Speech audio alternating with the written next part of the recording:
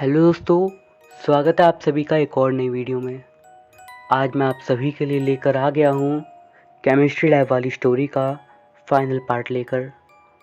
दोस्तों, ये स्टोरी लिखी है रिहाना प्रवीण जी ने। अगर आपने अब तक इस स्टोरी के बाकी के दोनों पार्ट्स नहीं सुने हैं तो आप पहले उन दोनों पार्ट्स को सुन लीजिए, क्योंकि बिना उन्हें सुने आपको ज़्यादा कुछ समझ नहीं आएगा। अगर आपके साथ भी कभी कोई पैरानॉर्मल इंसिडेंट हुआ हो तो आप उसे स्क्रीन पर दिख रही मेरी इंस्टा आईडी पर भेज सकते हो। अब हम स्टोरी को वहीं से कंटिन्यू करते हैं जहां हमने लास्ट पार्ट में स्टोरी को छोड़ दिया था। आकाश और संत राजनाथ जी आधे से अधिक रास्ते पहुंच चुके थे। जैसे ही संत राजनाथ जी को आभास हुआ कि वह आत्मा अपना काम कर रही है, उन्होंने तुरंत आकाश से कहा, अपने गुरुजी से बोलो कि उस केमिस्ट्री लैब को बाधित कर दे, वरना वो सबको मार डालेगी। संत राजनाथ जी ने इस तरह अचानक बोला।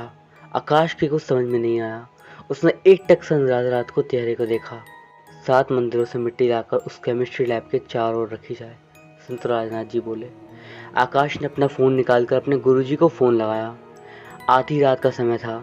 आकाश बार बार फ़ोन लगा रहा था, लेकिन गुरुजी फ़ोन नहीं उठा रहे थे। बहुत समय बाद उनकी गुरुजी से बात हुई और दूसरी ओर प्रोफेसर कृष्ण अय्यर को अपनी जान का खतरा महसूस हो गया था। तभी उनके दरवाजे पर घंटी बजी। कौन है दरवाजे पर? सर, हम पुलिस स्टेशन से आए हैं। बाहर सिपाही खड़े थे। वो बोले, अच्छा ठीक है, तुम दोनों घर के बाहर ही पहरा दो, कोई भी घर के अंदर ना आ पाए। प्रोफेसर कृष्ण अय्यर बोले। प्रोफेसर कृष्ण अय्यर अपने खिड़की से उन सिपाहियों को देखते हैं। जैसे ही वो खिड़की के शीशे पर अपना मुंह रखते हैं, उनके सामने एक भयानक लड़की का चेहरा आ जाता है और वो डर के मारे बहुत बुरी तरीके से चीखते हैं। वह भयानक लड़की और कोई नहीं बल्कि साक्षी थी। प्रोफेसर कृष्ण अय्यर की चीख सुनकर वे दोनों सिपाही दरवाज़ा खोलने की कोशिश करते हैं, लेकिन दरवाज़ा अंदर से बंद होने के कारण वो दरवाज़ा नहीं खोल पाते। कृष्ण अय्यर अपने कमरे में जाकर छुप जाते हैं। वो 2 सिपाही दरवाज़ा खोलने की लगातार कोशिश कर रहे थे। आखिर में वो दरवाज़ा उन्होंने तोड़ ही दिया। दरवाजे टूटने की आवाज़ से कृष्ण अय्यर डर गए और उन्हें लगा जैसे वह भयानक चेहरे वाली लड़की उनके पास आ रही है। कदमों की आवाज़ उनके कमरों तक पहुंच गई थी। प्रोफेसर ने कमरे में रखी स्टील के फूलदान को उठाया और दरवाजे के साइड में खड़े हो गए। जैसे ही दरवाज़ा खुला, उन्होंने वह स्टील का फूलदान सिपाही के सिर पर मार दिया और हैरान रह गए। अरे अरे, ये क्या हुआ? सॉरी। डरते और घबराते हुए प्रोफेसर बोले, सर आप एक बार देख तो लेते। चलिए अभी से हॉस्पिटल तक ले जाने में मेरी मदद करिए। प्रोफेसर जख्मी सिपाही को उठाने के लिए झुकते हैं, लेकिन उन्हें जख्मी सिपाही की शक्ल में वो भयानक लड़की दिखाई देती है, जिसकी वजह से वो डर के मारे दूर उछल जाते हैं और वहाँ से भाग जाते हैं। उनके पीछे एक हंसी गूंजती है। वह भागते रहते हैं और एक भयानक हंसी उनके पीछे भागती है। भागते भागते वो लड़खड़ाते हुए नीचे गिर जाते हैं और बेहोश हो जाते हैं। होश आने पर वो खुद को एक बंद अंधेरे कमरे में पाते हैं। उस कमरे में एक रोशनदान से चांद की रोशनी आ रही थी। प्रोफेसर कृष्ण अय्यर बाहर जाने के लिए खड़े होते हैं और अपने आसपास देखते हैं। वो दंग रह जाते हैं। वो कहीं और नहीं थे बल्कि वो थे अपने कॉलेज की बंद पड़ी केमिस्ट्री लैब में। वो बहुत बुरी तरीके से डर जाते हैं। आखिर वो यहाँ तक कैसे पहुँचे? प्रोफेसर कृष्ण अय्यर वहाँ से भी भागने की कोशिश करते हैं, लेकिन उन्हें कहीं भी बाहर जाने के लिए दरवाज़ा नहीं मिलता। वो घुटने टेक कर नीचे बैठ जाते हैं और रोने लगते हैं। प्लीज़ मुझे जाने दो, माफ़ कर दो मुझे। अचानक उस केमिस्ट्री लैब का दरवाज़ा खुलता है और एक तेज़ रोशनी उस लैब में आती है। कुछ लोगों की परछाई उस अंधेरे में पड़ रही रोशनी में अपनी जगह बना रही होती है और एक उच्च स्वर में, ओम नमो हनुमते रुद्रवतारे सर्व शत्रु संहारणे सर्व रोग हराए सर्व वशीकरणाय रामदूताय स्वाहा, ऐसी आवाज़ सुनाई देती है। सामने देखा तो आकाश के गुरुजी, अलीशा के पिता और मानव खड़े थे। इन लोगों को देखकर प्रोफेसर की जान में जान आती है। अच्छा हुआ आप लोग आ गए, मुझे तो कहीं दरवाज़ा दिख ही नहीं रहा था। लेकिन आप यहाँ कर क्या रहे हो? अलीशा के पिता बोले। मैं भी नहीं जानता कि मैं यहाँ तक कैसे पहुँचा, नजरें चुराते हुए कृष्ण अय्यर बोले और केमिस्ट्री लैब से बाहर जाने के लिए बढ़े, लेकिन गुरुजी ने उनका हाथ पकड़ लिया। गुरुजी के मंत्र बिना रुके लगातार उच्च स्वर में सुनाई दे रहे थे। मानव के हाथों में 7 मंदिरों की मिट्टी थी। मंत्रों का जाप करते करते वो उस मिट्टी को उसके चारों तरफ लगा रहा था। ये मिट्टी थोड़ी देर बाद अपने आप ही गायब हो जाएगी, तब वह आत्मा इस कमरे से बाहर निकल जाएगी। हमें किसी सुरक्षित स्थान पर पहुंचना है, गुरुजी बोले। मतलब हम इस प्रेत को अभी तक बांधा नहीं है? मानव बोला। नहीं, क्योंकि उसे अब एक शरीर मिल चुका है, इसीलिए वो शक्तिशाली है। हमें उनके आने तक अपना बचाव खुद करना होगा। इन बातों को सुनकर प्रोफेसर बोले, सब मेरी गलती है। उनके इस तरह बोलने से सब उन्हीं की तरफ देखने लगे। मानव को शक था कि जरूर कुछ न कुछ गड़बड़ है, वरना वो यहाँ पर नहीं आते। तीनों लोग प्रोफेसर की तरफ आगे की बात सुनने के लिए देख रहे थे। काश काश मैंने अपने बेटे का साथ ना दिया होता तो आज ये सब ना होता। इस कॉलेज में मैं प्रोफेसर के तौर पर ही था, लेकिन मेरा जो सम्मान था वो शायद प्रिंसिपल या मैनेजर से कम नहीं था, और होता भी क्यों नहीं। इस कॉलेज को आगे बढ़ाने में मैंने बहुत सहायता करी थी, लेकिन मेरे बेटे ने मेरे इस ओहदे का गलत फ़ायदा उठाया। अमित, मेरा बेटा, उसमें शायद बहुत घमंड आ गया था, क्योंकि उसके पापा की इतनी इज्जत है इस कॉलेज में। साक्षी, जो कि साइंस स्ट्रीम की बीएससी की प्रथम वर्ष की स्टूडेंट थी, वो लड़की थोड़ी शरीर से कमज़ोर थी, लेकिन दिमाग की बहुत होशियार। स्कूल के समय में वो ज़्यादातर बीमार रहती थी, लेकिन फिर भी परीक्षा में बहुत अच्छे नंबर लाती थी। वो जब इस कॉलेज में आई तो हमने सब ने उसे फ्री में ही आगे पढ़ाई के लिए बोला। मेरा बेटा, जो साक्षी का सीनियर था, उसने मेरे इस कॉलेज में होने का गलत फ़ायदा उठाया। वो ड्रग्स की तस्करी करने लगा था बच्चों को। इस बात की भनक मुझे लगी थी और मैंने अपने बेटे को समझाया भी था, लेकिन वो बड़े बड़े ड्रग्स माफिया के बीच में पड़ गया था। अगर मेरा बेटा ये काम छोड़ता तो वह लोग उसे मार सकते थे। मैंने अपने बेटे से बहुत बार कहा कि हम पुलिस की मदद लेंगे, लेकिन मेरा बेटा भी यही कहता रहा कि पुलिस इसमें शामिल है। अमित लगभग 1.5 साल से इस काम में था, और यह बात मुझे बहुत बाद में पता चली थी, जब साक्षी ने मेरे बेटे को रंगे हाथ पकड़ा था। साक्षी कॉलेज के हॉस्टल में ही थी। उसने 2-3 बार मेरे बेटे को कुछ अमीर लोगों के साथ मिलते हुए देखा था। साक्षी को लगा कि अमित खुद भी बड़े घर से है, इसलिए इन लड़कों से मिलता जुलता है। लेकिन एक बार उसकी नज़र कार में बैठे लड़कों पर पड़ी, जो कि नशे में धुत थे, और उनमें एक वीणा बेटा अमित भी था। वो लड़की समझदार थी, इसलिए उसने इस बारे में मुझे अकेले में बताया। हर तीसरे चौथे दिन वह मेरे बेटे को इसी हालत में देखती। बात हद से आगे तब बढ़ी जब मेरे बेटे की क्लास का प्रैक्टिकल था।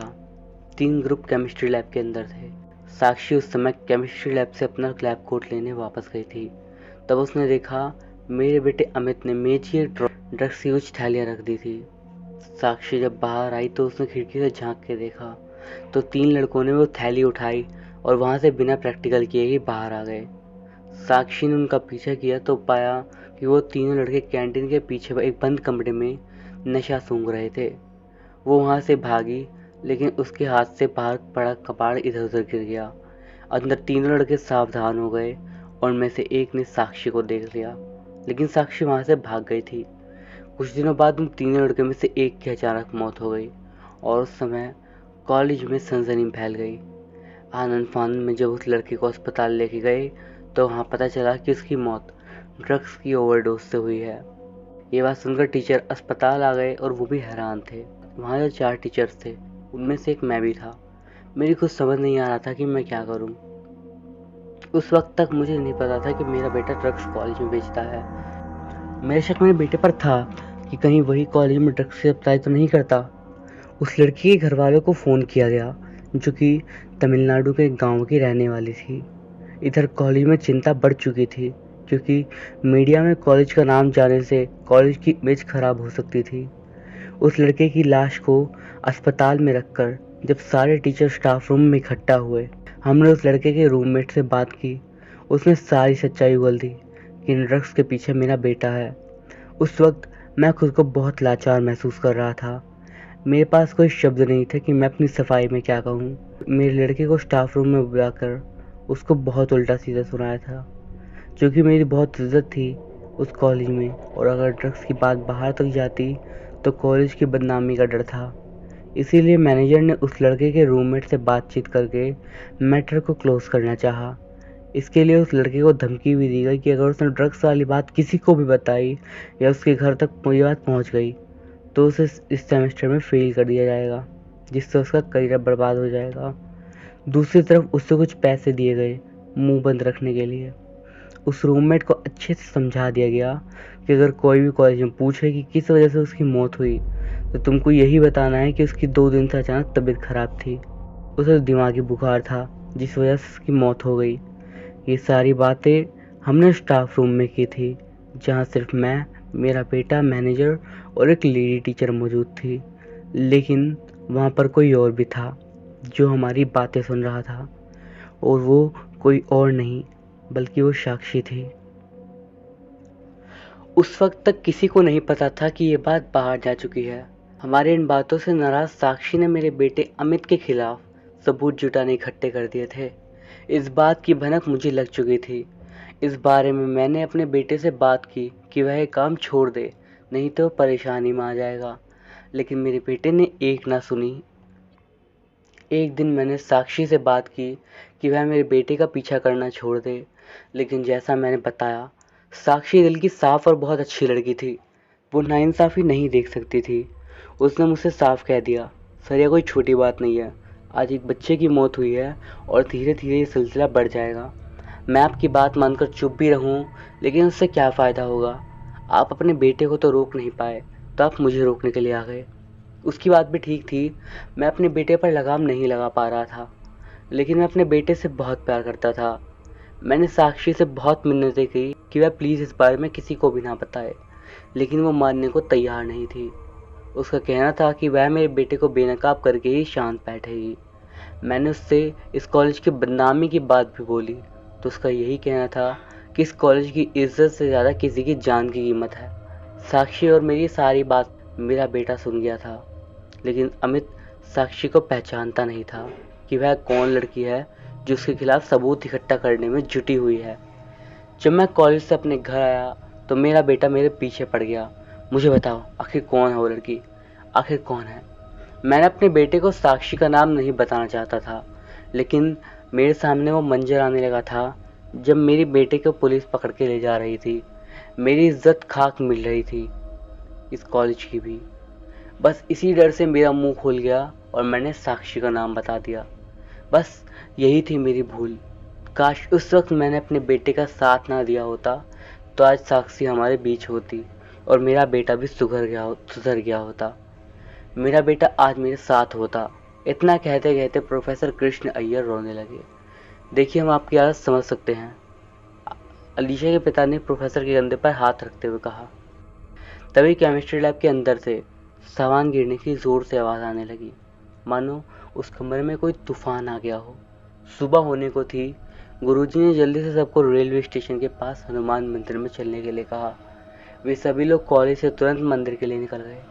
मंदिर पहुंचकर सभी ने थोड़ी देर आराम किया और गुरुजी ने मंदिर के पुजारी के कक्ष में पनाह ली। वह सब साथ बैठकर अब संत राजनाथ जी और आकाश का इंतजार कर रहे थे। अलीशा के अंदर साक्षी की जो आत्मा, उसे आपके बेटे ने ही मारा था। मैंने कभी नहीं सोचा था मेरा बेटा इस हद तक चला जाएगा। जब मैंने उसे साक्षी का नाम बताया तो मेरे बेटे ने साक्षी को परेशान करना शुरू कर दिया। मेरे बेटे ने साक्षी को धमकी दी कि वह सबूतों को मिटा दे और अगर वो ऐसा नहीं करती है तो उसका वो हाल करेगा जो वो कभी सोच भी नहीं सकती। प्रोफेसर बोले, साक्षी इन धमकियों से डरने वाली लड़की नहीं थी। साक्षी ने ड्रग्स बच्चों को देते हुए अमित को फोटोज खींची थी। यही नहीं, उसके पास एक दो फोटोज लड़कियों की भी थी जो कि आपत्तिजनक हालत में थी। अगर फोटोज वो बाहर चली जाती तो हम पूरी तरीके से बर्बाद हो जाते। साक्षी ने उन फोटोज को अपनी इसी डायरी में छुपा रखा था जो कि आपके पास है। जब मेरे बेटे को फोटोज के बारे में पता चला तो उसने साक्षी के रूम में जाकर सारा सामान इधर उधर कर दिया, लेकिन उसे फोटो नहीं मिली। एक दो दिन बाद अमित केमिस्ट्री लैब में ड्रग्स की थैलियाँ रखने आया था, लेकिन तभी उसकी नज़र साक्षी की डायरी पर पड़ी। साक्षी का नाम सुनकर ही उसे गुस्सा आता था। साक्षी की डायरी देखकर उसने साक्षी की डायरी को दीवार पर दे मारा और उसमें से फोटोज बाहर निकल आई। अपनी इतनी सारी फोटोज देखकर उसका खून खौल गया था। दूसरी ओर साक्षी जब अपने रूम में गई तो उसका सारा सामान इधर उधर देखकर वो अपने रूममेट से पूछी, यहाँ क्या हुआ था। उसके रूममेट ने सारी बातें बता दी कि अमित यहाँ कुछ फ़ोटोज़ ढूंढने आया था। ना मिलने पर वो गुस्से में चला गया। तभी उसे याद आया कि वो डायरी केमिस्ट्री लैब में ही भूल गई है। वो जल्दी से भागी ताकि किसी और के हाथ वो डायरी ना लग जाए, लेकिन तब तक बहुत देर हो चुकी थी। साक्षी जब केमिस्ट्री लैब पहुंची तो उन फोटोज़ को अमित के हाथ में देखा। उसने साक्षी को थप्पड़ मारने शुरू कर दिए। वहाँ उन दोनों की बहस हुई, जिसके बाद अमित ने साक्षी के सिर पर कांच की बोतल मार दी और ऑक्सीजन सिलेंडर खोल दिया और बाहर से दरवाज़ा बंद कर दिया। फिर नीचे से माचिस की तिल्ली जलाकर अंदर की ओर फेंक दी। उस समय कॉरिडोर में सिर्फ 2 रूम थे, वो भी स्पोर्ट्स के सामान रखने के। चीखने चिल्लाने की बहुत तेज आवाज़ आने लगी, आग की लपटें उठने लगी। तब पूरे कॉलेज में हाहाकार मच गया। हम साक्षी को बचा नहीं पाए। अखबार, टीवी चैनल, सब जगह ये बात आ गई थी, लेकिन हमने जैसे तैसे करके इस बात को काफ़ी हद तक दबवा लिया। 2-3 दिन बाद मेरा बेटा मुझे सारी घटना अपने मुंह से बता देता है। मुझे बहुत गुस्सा आया। उस वक्त मेरे दिल ने कहा कि मैं अपने बेटे को सज़ा दिलवा दूँ, लेकिन फिर मैंने सोचा कि जिसे जाना था वो चला गया। अब मैं अपने बेटे की ज़िंदगी क्यों ख़राब करूँ। लेकिन हम साक्षी की आत्मा को नहीं रोक पाए। साक्षी की मौत पर हमने उसके घर वालों को मुआवजा दिया था, इसीलिए उन्होंने भी ज़्यादा केस में घुसने की कोशिश नहीं करी। इतना सब कुछ होने के बाद मेरे बेटे का ड्रग्स बेचना ख़त्म नहीं हुआ। जब साक्षी की मौत का सच मैनेजर और उस लेडी टीचर सुमन लता को पता चला तो उन्होंने मुझसे मेरे बेटे को इस कॉलेज से निकालने की बात कही। अब मैं भी मजबूर था। मैंने अपने बेटे को बाहर पढ़ने के लिए भेज दिया। साक्षी की मौत के 2 महीने बाद कॉलेज की उस केमिस्ट्री लैब को ठीक कराया गया। उसमें फिर से प्रैक्टिकल शुरू हो गए, लेकिन इस बार वहाँ कुछ अजीबोगरीब चीज़ें होती थी।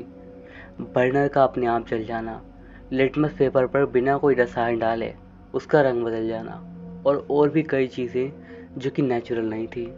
बात उस वक्त ज़्यादा ख़राब हो गई जब हमारी लेडी टीचर सुमन लता, जो कि केमिस्ट्री लैब की देख करती थी, उनकी डेड बॉडी वहीं पर मिली, वो भी जली हुई हालत में।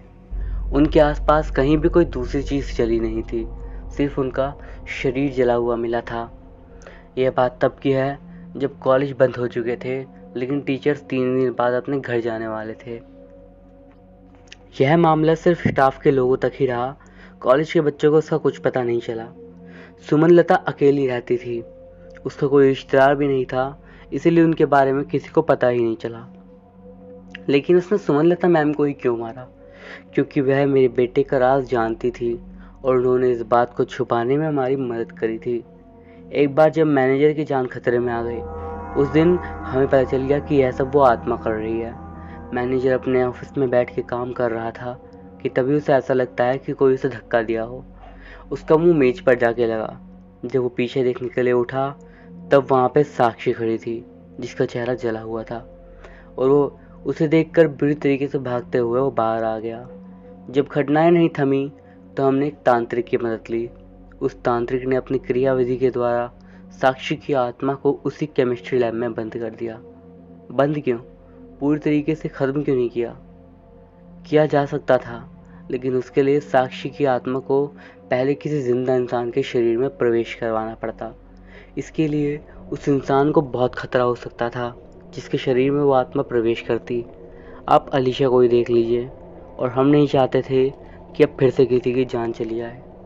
पता नहीं इस कॉलेज की केमिस्ट्री लैब को किसने खोल दिया, जबकि हमने यहाँ के मैनेजर और प्रिंसिपल दोनों से कह दिया था कि यह लैब कभी भी नहीं खुलनी चाहिए। सुबह के 9 बज चुके थे। अलीशा के पिता ने सोचा कि वह बाहर से खाने के लिए कुछ लेकर आ जाएं, लेकिन गुरुजी ने उन्हें मना कर दिया कि जब तक संत राजनाथ जी यहाँ पर नहीं पहुँचते हम कहीं नहीं जाएंगे। वो मंदिर ज़्यादा बड़ा मंदिर नहीं था। सुबह के वक्त 2-4 लोग ही दर्शन के लिए वहाँ पर आते थे, वरना ज़्यादातर टाइम वो सुनसान ही रहता था। ऐसे में अलीशा के पिता का अकेले बाहर जाना सही नहीं था। अरे डरो मत, कुछ नहीं होगा, वह आत्मा मेरा कुछ नहीं बिगाड़ सकती। उन्हीं से बदला लेगी जिसने उन्हें मारा था या उसका साथ दिया था, अलीशा के पिता बोले। वहाँ मौजूद सभी लोगों ने सोचा कि बात तो ठीक है, लेकिन गुरुजी के मन में कुछ शंका थी, इसलिए वो बोल पड़े, बेटा मुझे कुछ नहीं पता, कहीं वो तुम्हें भी नुकसान पहुँचा दे। अरे अब चिंता मत करिए, मैं बस जल्दी से सामान लेकर वापस आता हूँ, अलीशा के पिता बोले और चल दिए। उसके पिता ने 2 बिस्कुट के पैकेट लिए और वापस मंदिर की ओर चल पड़े। मंदिर से कुछ कदम पहले ही उन्होंने अपनी बेटी अलीशा को देखा। अलीशा सिसकारियां ले रही थी और रो रही थी। अलीशा के पिता अपनी बेटी के पास गए। अलीशा की हालत देखकर वो रोने लगे और अलीशा को गले से लगा लिया। अलीशा भी पापा पापा कह कहकर रोने लगी। पापा आप कहाँ चले गए थे? मैं बहुत परेशानी में हूँ, मुझे प्लीज बचा लो। अलीशा लगातार रोए जा रही थी। बेटी तू चिंता मत कर, सब कुछ ठीक हो जाएगा। चल आजा मेरे साथ मंदिर में, हम पास वाले मंदिर में हैं। मंदिर में क्यों? नहीं, मुझे घर जाना है। आप सब घर चलो। बेटा अंदर कुछ लोग हैं जो इस समय खतरे में हैं, हमें उन्हें अकेला नहीं छोड़ सकते और मैं भी तुम्हें भी सलामत चाहता हूँ। मैं अंदर ठहरे लोगों के लिए बिस्कुट लेने गया था, उन्हें देख कर आता हूँ, फिर हम चलेंगे। लेकिन पापा आप प्रोफेसर को बाहर ही बुला लीजिए ना, बाहर बुलाकर उसको बिस्कुट दे देना। अलीशा बोली। ठीक है बेटा, मैं उन्हें आवाज़ तो लगा लूँ। अलीशा के पिता बोले और मंदिर की ओर जाने लगे। उसी समय अलीशा के पिता के मन में ख्याल आया कि अलीशा को कैसे पता कि इस मंदिर के अंदर प्रोफेसर है। मैंने तो अलीशा से प्रोफेसर या किसी के भी होने का जिक्र ही नहीं करा। अलीशा के पिता को समझते हुए देर नहीं लगी कि आत्मा अभी भी अलीशा के अंदर ही है और वो प्रोफेसर का इंतजार कर रही है। अलीशा के पिता ने अपनी चाल को तेज कर दिया। जब वो मंदिर के अंदर पहुंचे तो पूरा पसीना पसीना हो रहे थे। उन्हें इस तरह घबराहट, मानव ने उनकी हालत का कारण पूछा। बाहर अलीशा है। क्या? वो ठीक तो है ना अंकल? मानव ने उत्साहित होकर कहा और बाहर की तरफ जाने लगा। लेकिन अलीशा के पिता ने उसका हाथ पकड़ लिया और उसे रोका। गुरुजी, जो कि लगातार मंत्रों का जाप कर रहे थे और इन सबकी सुरक्षा कर रहे थे, वो बोले, वो सिर्फ अलीशा का शरीर है, आत्मा अभी भी साक्षी की है। जी गुरुजी, आप बिल्कुल ठीक कह रहे हो, वो बाहर प्रोफेसर का इंतजार कर रही है। अलीशा के पिता ने अपने साथ हुई घटना के बारे में वहाँ मौजूद लोगों को बताया। अलीशा के पिता बार बार आकाश को फ़ोन कर रहे थे कि वो लोग यहाँ पर कब तक पहुँचेंगे। ये सारी बातें सुनकर प्रोफेसर की हालत ख़राब हो रही थी और अलीशा की माँ की रोने की आवाज़ आ रही थी। अलीशा के पिता ने बाहर झाँका तो देखा कि अलीशा की माँ ने अपने दोनों हाथ जोड़ रखे हैं और वो रो रही है। वहाँ मत खड़ी रहो, अंदर आओ, अलीशा के पिता ने कहा।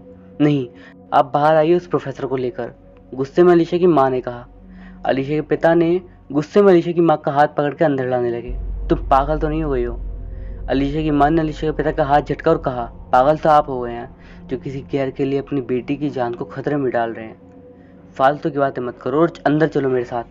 अलीशा के पिता ने जिद करते हुए कहा, आप उस प्रोफेसर को इस आत्मा को दे दो तो हमारी बेटी को छोड़ देगी, उसने मुझसे वादा किया है, अलीशा की माँ ने कहा। लेकिन अलीशा के पिता लगातार अलीशा की माँ को समझा रहे थे कि वो बहस एक धोखा कर रही है। अलीशा की माँ अपनी बेटी के प्यार में अंधी होकर आत्मा की बातों में आ गई थी। उसने अलीशा की माँ से कहा था कि वह तुम्हारी लड़की के शरीर से निकल जाएगी अगर प्रोफेसर उसके हवाले कर दिया जाए। जब अलीशा के माता पिता बहुत देर तक आपस में बहस करते रहे तो साक्षी अपना असली रूप दिखाती है। अचानक तेज हवा चलने लगती है जैसे कोई तूफान आया हो। अलीशा के पिता उसकी माँ को अंदर ले जाने की बहुत कोशिश करते हैं लेकिन उनकी अपनी ही जिद थी। काफ़ी देर तूफान के बाद जब थमता है वो, तो एक हंसी चारों तरफ सुनाई दे रही थी, एक भयंकर हंसी जो सभी के मन में खौफ पैदा कर रही थी। अलीशा के पिता को एक चर चर की आवाज़ सुनाई देने लगती है। वह आवाज़ उनके ऊपर से आ रही थी। जब उन्होंने ऊपर की ओर देखा तो वो एकदम से डर गए। ऊपर कोई और नहीं बल्कि अलीशा थी जो कि बेहद खतरनाक रूप से पेड़ की डाली पर बैठकर झूल रही थी। अलीशा की माँ ने भी ऊपर देखा और वो सहम कर कहने लगी, अलीशा बेटा ये क्या कर रही है? नीचे आ जा मेरी बच्ची। नहीं आऊँगी, मुझे वो प्रोफेसर ला कर दो वरना मैं तुम्हें भी मार दूंगी। अलीशा की आवाज़ में भारीपन था क्योंकि वो आवाज़ अलीशा की नहीं, साक्षी की गुस्से भरी आवाज़ थी। यह कैसे बात कर रही हो बेटा? मैं तेरी माँ हूँ, मुझे क्यों मारोगी? अलीशा की माँ अलीशा के आगे गिड़गिड़ा रही थी और बस एक झटके में ही अलीशा उसकी माँ के सामने थी। जितनी तेज़ी से वो कूदकर सामने आई थी उसे देखकर अलीशा के पिता भी डर गए और उन्होंने अलीशा की माँ का हाथ छोड़ दिया और पीछे की तरफ हट गए। अलीशा ने अपनी माँ का गला पकड़ लिया और ऊपर की ओर उन्हें उठाने लगी। अलीशा के पिता ने अलीशा का हाथ पकड़ना चाहा लेकिन अलीशा ने अपने पिता को धक्का दे दिया और उनका सिर एक पेड़ से लग गया और वो बेहोश हो गए। मानव, प्रोफेसर और गुरुजी ये सब कुछ मंदिर के अंदर से देख रहे थे, लेकिन किसी में भी इतनी हिम्मत नहीं थी कि वो बाहर आकर अलीशा के माता पिता को बचा ले। ये सब दृश्य देखकर प्रोफेसर की तो जान निकले जा रही थी। वो समझ चुका था कि साक्षी अब उसे नहीं छोड़ेगी। आखिर कब तक वो इस मंदिर में छुपा रहेगा। लेकिन ऊपर वाले की कृपा तो देखो। उसी समय आकाश संत राजनाथ जी को लेकर उसी हनुमान मंदिर पहुंच गया जहां सब लोग छुपे हुए थे। संत राजनाथ जी के आते ही आसमान से एक दिव्य रोशनी अलीशा के ऊपर पड़ने लगी। अलीशा का शरीर इस तरह तड़पने लगा मानो उस पर कोई तेजाब डाल रहा हो। उसने अलीशा की मां की गर्दन को छोड़ दिया और अपने हाथ पैर को जकड़ने लगी। चंद सेकंड में ही अलीशा बेहोश होकर नीचे गिर गई। संत राजनाथ जी को देखकर गुरुजी और बाकी के लोग मंदिर से बाहर आए और उन्होंने उनको प्रणाम किया। संत राजनाथ जी ने कहा कि हमें उसी केमिस्ट्री लैब में लेकर जाना होगा अलीशा को, वहीं इसका अंत होगा। साक्षी कोई भी चीज़ अगर इस कॉलेज में बच गई है तो उसे नष्ट करना बहुत ज़रूरी है। उसका दाह संस्कार भले ही रीति रिवाज से किया गया हो, लेकिन उसकी अकाल मृत्यु हुई है, और एक अकाल मृत्यु जिसकी इच्छा रह गई हो वो भी बहुत मजबूत इच्छा। इसका मतलब हमें कॉलेज जाना पड़ेगा। हाँ, उसी केमिस्ट्री लैब में। लेकिन अभी तो कॉलेज खुला है। हम अगर इस तरह वहाँ पे काम करते हैं तो हमारे खिलाफ कार्यवाही हो सकती है। कॉलेज में इस तरह की हरकतें करना ठीक नहीं होगा। प्रोफेसर ने कहा, कॉलेज लगभग कितने बजे बंद हो जाता है? 3 बजे तक। ठीक है, तब तक मुझे जो सामग्री चाहिए वो ला कर दे दो। 7 मंदिरों की मिट्टी और गंगा जल। कॉलेज में अगर इसका कोई भी नाम निशान है, चाहे वो किसी कागज़ पर क्यों ना हो, वो जाकर इकट्ठा करो, तब तक कॉलेज भी समाप्त हो जाएगा। मैं अलीशा को लेकर कॉलेज पहुंच जाऊंगा। संत बोले, ठीक है, हम जल्दी इन सब का इंतजाम करते हैं। गुरुजी के साथ आकाश और मानव अपने अपने काम पर लग गए। अलीशा के पिता वहीं संत राजनाथ जी के साथ हनुमान मंदिर में थे। प्रोफेसर कॉलेज में जाकर साक्षी के पुराने कागज जैसे एडमिशन फॉर्म और उसकी कोई मार्कशीट या अन्य कोई प्रमाण पत्र ढूंढने लगे। कुछ ही देर में कॉलेज समाप्त हो गया। सभी लोग कॉलेज पहुंचे और केमिस्ट्री लैब के अंदर साक्षी की आत्मा को नष्ट करने की विधि शुरू कर दी। गुरुजी ने 7 मंदिरों की मिट्टी को आपस में मिला दिया। गंगा जल को उस मिट्टी में मिलाकर एक अग्नि कुंड तैयार किया जिसमें असीम शक्ति थी। अलीशा के पिता साक्षी की डायरी भी ले आए थे जो अलीशा के इस लैब में मिली थी, क्योंकि सारी मुसीबत की जड़ वो डायरी थी। जब से वो डायरी अलीशा के पास आई थी तब से साक्षी की आत्मा ने उसके अंदर वास कर लिया था। प्रोफेसर को साक्षी का एक रजिस्ट्रेशन फॉर्म भी मिला। संत राजनाथ जी ने इन चीज़ों को अपने मन में पढ़ के, इन चीज़ों पर अपना मंत्र पढ़कर एक एक करके उन्हें जलाना आरंभ कर दिया। शुरुआत में तो सब कुछ नॉर्मल रहा, लेकिन जैसे ही वो डायरी अग्नि कुंड में गई मानो उस लैब में भूचाल आ गया। सारा सामान अपने आप गिरने लगा। अलीशा के शरीर से साक्षी की आत्मा बाहर निकल गई और उसने एक भयानक रूप धारण कर लिया। वो किसी राक्षस से कम नहीं लग रही थी। उसे देखकर उस कमरे में मौजूद सभी लोग डर गए थे। कमरा अंदर से बंद था। तुम लोगों में से कोई भी डरना मत, या कुछ नहीं कर सकती। ये सिर्फ अपना रूप दिखाकर तुम्हें दहशत में डालना चाहती है। इसकी तरफ से नज़र हटा लो। कोई भी इसकी तरफ मत देखना। अगर किसी ने भी इसकी तरफ देखा तो ये उसके शरीर में जा सकती है। संत ने बोला। सभी ने अपनी अपनी आंखें बंद करके मुंह घुमा लिए। मन ही मन सब भगवान को याद कर रहे थे। संत राजनाथ जी लगातार मंत्रों का उच्चारण कर रहे थे। तभी धीरे धीरे उस केमिस्ट्री लैब की एक एक उपकरण, एक एक सामान अपने आप आकर उस अग्निकुंड में जाकर गायब हो जाता है और कुछ ही मिनट में पूरी केमिस्ट्री लैब खाली हो जाती है। संत एकदम उठे और सभी को बाहर जाने का इशारा किया। सभी लोग बाहर चले गए और एक बम धमाके जैसी आवाज़ के साथ उस कमरे में कोई धमाका हुआ। थोड़ी देर बाद सब कुछ शांत हो गया तो संत राजनाथ जी ने लैब खोल दी और लैब अंदर से पूरी तरीके से खाली थी। कुछ भी नहीं था वहाँ पर। अब सब कुछ ठीक हो गया था। साक्षी एक बहुत ही अच्छी लड़की थी, लेकिन इस दुनिया ने उसकी आत्मा को दुष्ट बना दिया।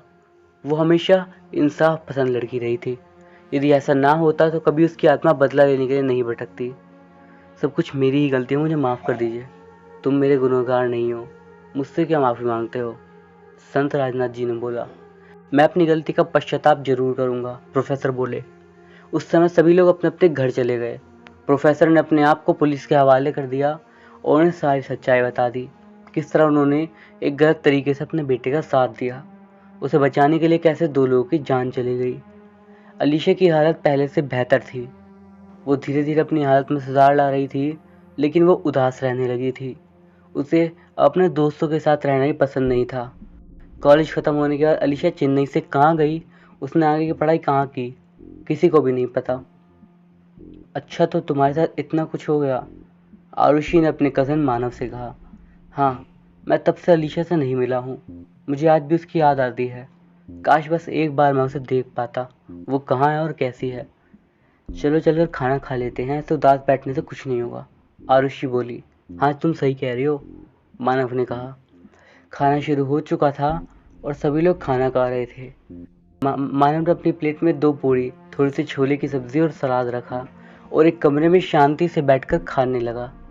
खाना खाते खाते मानव को एकदम से फंदा लग गया।